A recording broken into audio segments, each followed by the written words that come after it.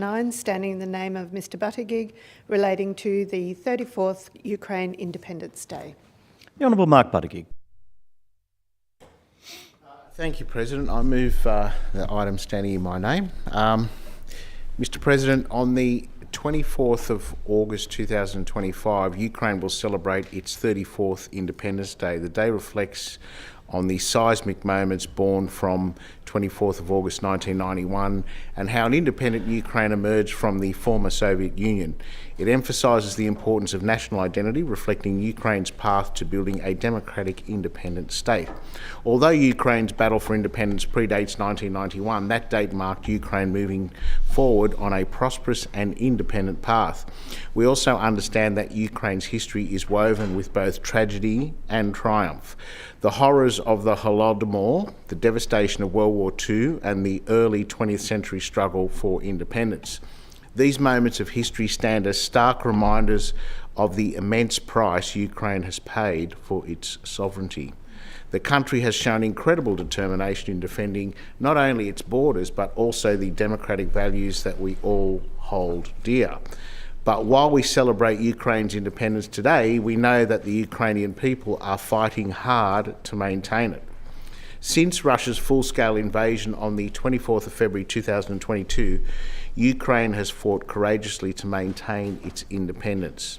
Since that date, according to the United Nations, more than 13,600 Ukrainian civilians have been killed and more than 35,000 of its citizens injured, including more than 2,000 children. Many more tens of thousands of Ukrainian soldiers have been killed defending their country. Australia and New South Wales have been united in their condemnation of Russia's illegal invasion. The Australian federal government has made clear that Ukraine's independence matters not just to that country, but to the entire world and the international rules-based order. Since Russia's full-scale invasion, the Australian federal government has committed $1.5 billion to support Ukraine, and it has imposed more than 1,400 sanctions on Russian entities or people. Speaking in February at the 3-year mark of Russia's full-scale invasion, Foreign Minister Penny Wong said Australia mourned the rising toll of Russia's brutality. She called on Russia to immediately end its war and adhere to its obligations under international law. This House and the Min's Labor government has also made clear that it condemns Russia's invasion and stands firmly alongside our state's Ukrainian community. In September 2023, Premier Chris Minns moved a motion that stood with the people of Ukraine, affirmed the government's support for more than 1,500 displaced Ukrainians in New South Wales, and condemned Russia's illegal, immoral and unprovoked war.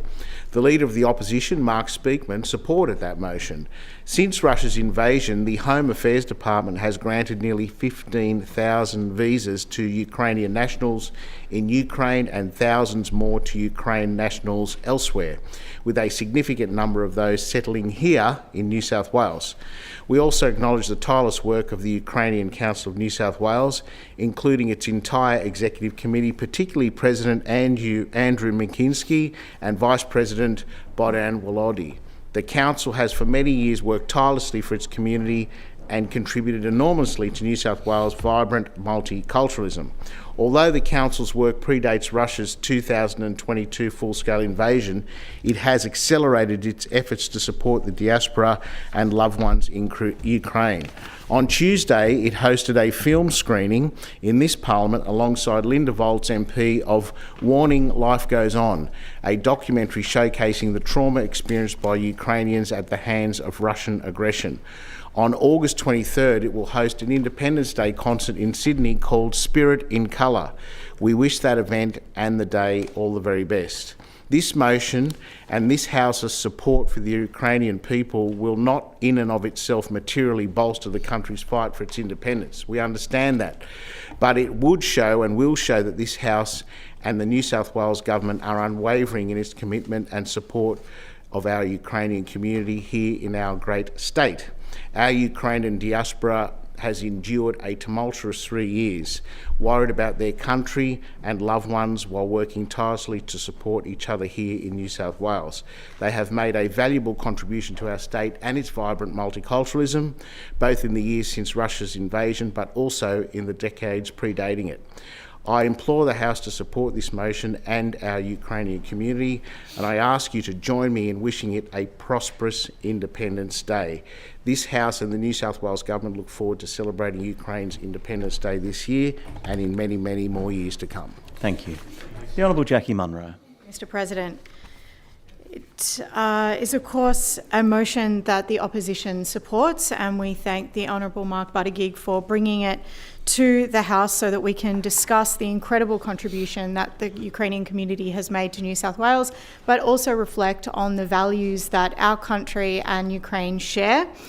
The Ukrainian people voted overwhelmingly for independence. 90% endorsed independence of the 84% of eligible voters who participated in voting in 1991. That was a referendum in December 1st of 1991, which confirmed the declaration that was made on the 24th of August.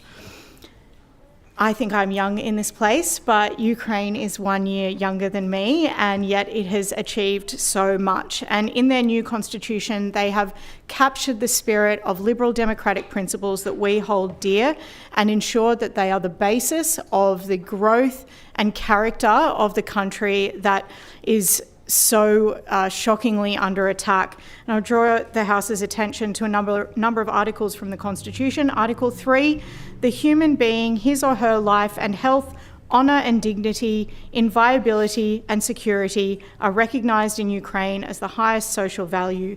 Human rights and freedoms and their guarantees determine the essence and orientation of the activity of the state.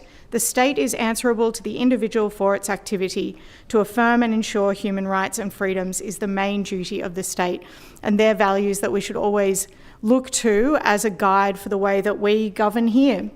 I wanted to note something really incredible about Ukraine's development, their technological transformation. This year, Ukraine ranks 5th globally in digital public service development, according to the UN eGov Development Index. So that's sitting behind countries like Korea, Denmark, Estonia, Saudi Arabia, and then you have Ukraine. And this is remarkable, given in 2018, Ukraine was ranked 102nd. So in this relatively short time, Ukraine has leveraged technology to sustain governance functions and provide critical public services despite the war, despite the pandemic, and in fact, it has allowed the citizens of their country to prosper and thrive, or at least ensure that some of their activities that might have otherwise been incredibly difficult to be made easier through digitisation. So through the war, for example, where public documents, physical documents have been destroyed, the digital ID has been an absolute godsend. And I will say there's still more to do, and something that I've been really pleased and privileged to know is a couple of young men, Vlad and Sasha, who came here as humanitarian visa holders to live safely as gay men in this country, and we really value their contribution to this place. Thank you. Ms. Kate Fairman. Thank you, Mr. President.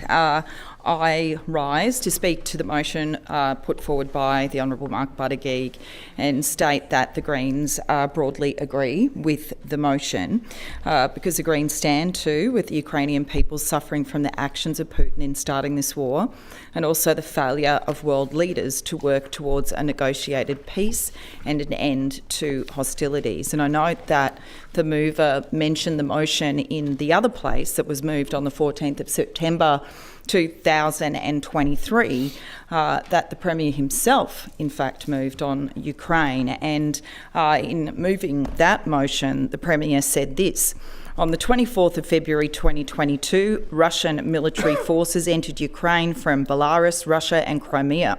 The invasion started 567 days of violence and suffering for the people of Ukraine. That is 567 days of air sirens, missile strikes, burning buildings, burying loved ones, and in many cases fleeing from imminent danger. For 567 days, the brave people of Ukraine have been fighting back to drive the invaders out of their country.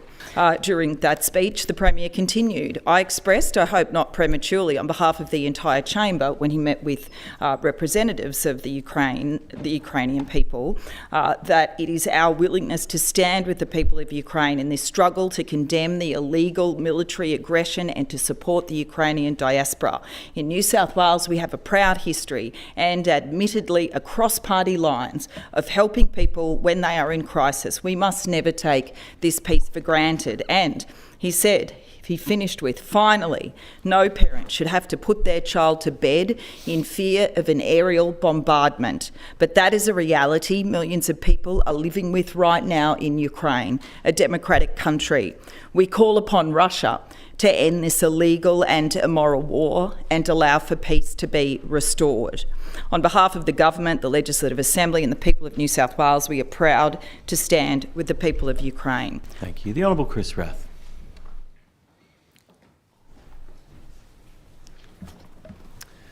Thank you, Mr. President. This brutal war has gone on for far longer than anybody ever expected, but that's only because of the courage and determination of the Ukrainian people.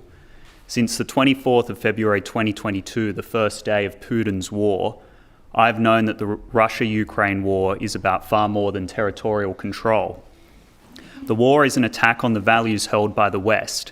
It is the will of an authoritarian dictator being imposed upon the free people of a democratic state. Since the dissolution of the Soviet Union in 1991, the people of Ukraine have become inheritors of our shared Western values. They have absolutely every right to maintain them. Vladimir Putin, an autocrat intent on empire building, clearly thinks otherwise. The conflict, therefore, also attacks the values underlining the Liberal Party. Embedded in the fabric of liberalism itself is the fundamental right to self-determination. A people can never be free if they are subject to external oppression. In the words of Thomas Jefferson, the will of the people is the only legitimate foundation of any government. I stand with Ukraine as a proud defender of the West, of liberalism and of the Ukrainian people's freedoms. There is zero equivalence, as some on the fringe of the right have implied, between Zelensky and Putin. The contrast between Putin's tyranny and the courage of Zelensky is stark. Putin is allied to the world's new axis of evil, an assortment of autocratic and terroristic states. Zelensky, by contrast, finds himself requesting support from free peoples and democratic governments. Zelensky has repeatedly called for real, lasting peace. Putin calls for total surrender. Ukraine is not fighting for territory alone, but for the future of a free Europe. Ukrainians are fighting for a world in which the self-determination of all nations is respected, not trampled. It is for this reason that NATO has been rightly so supportive of Ukraine. Australia too has done its part as part of a coalition of like-minded countries across the globe. Long may this continue until Russia ends its barbarous invasion of Ukraine.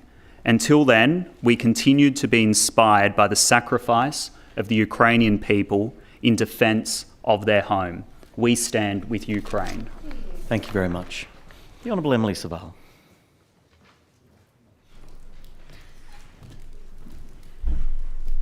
Thank you, Mr. President. I rise in support of the motion and thank my colleague, the Honourable Mark Buttigieg, for bringing it to this place.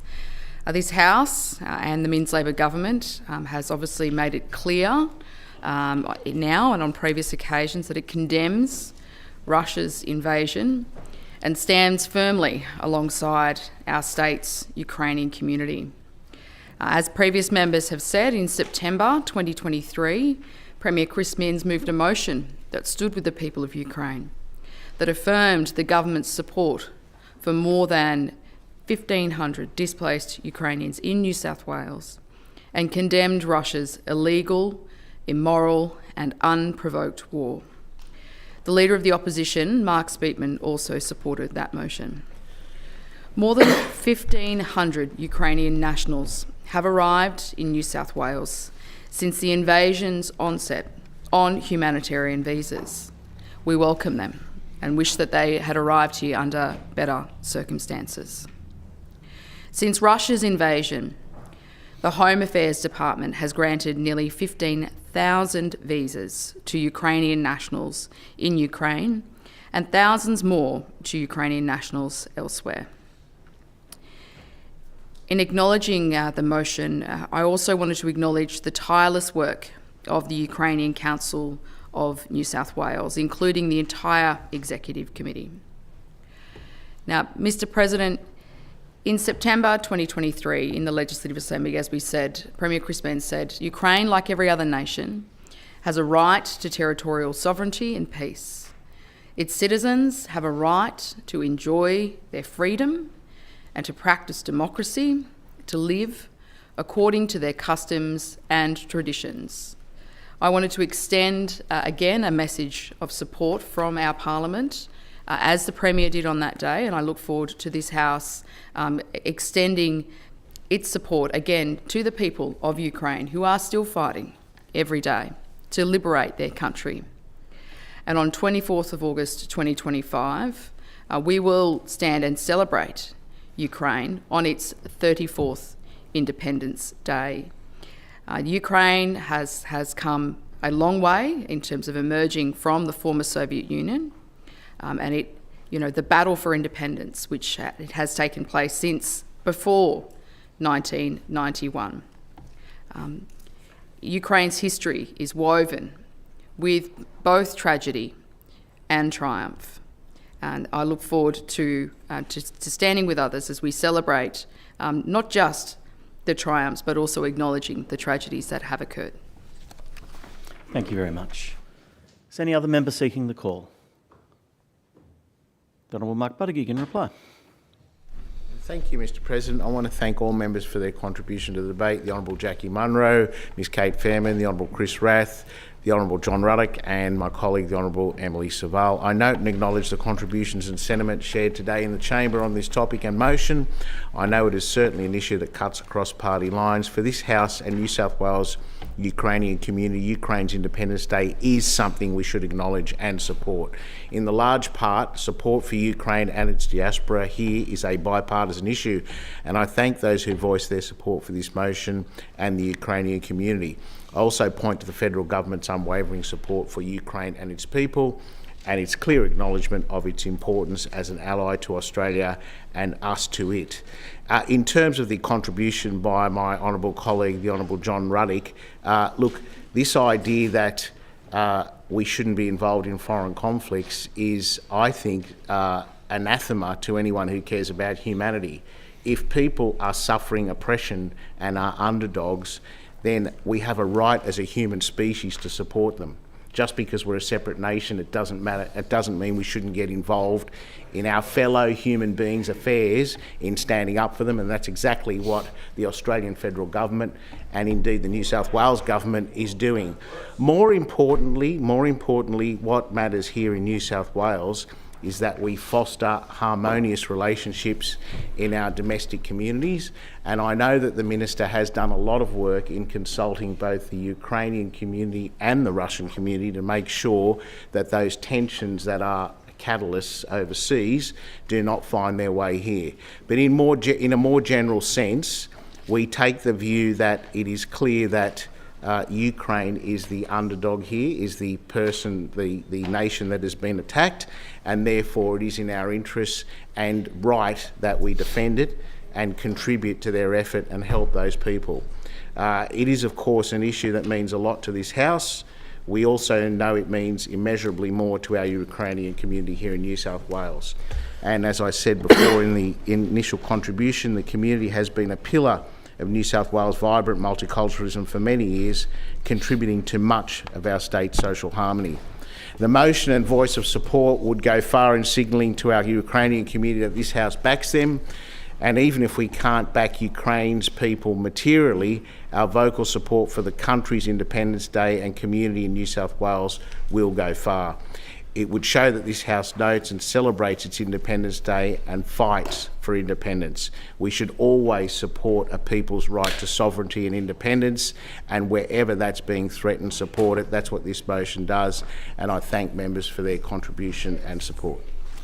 Thank you. The question is the motion of the Honourable Mark Buttigieg be agreed to. All those of that opinion, please say aye. To the contrary, no. I think the ayes have it. The ayes have it. The clerk will read the order of the day.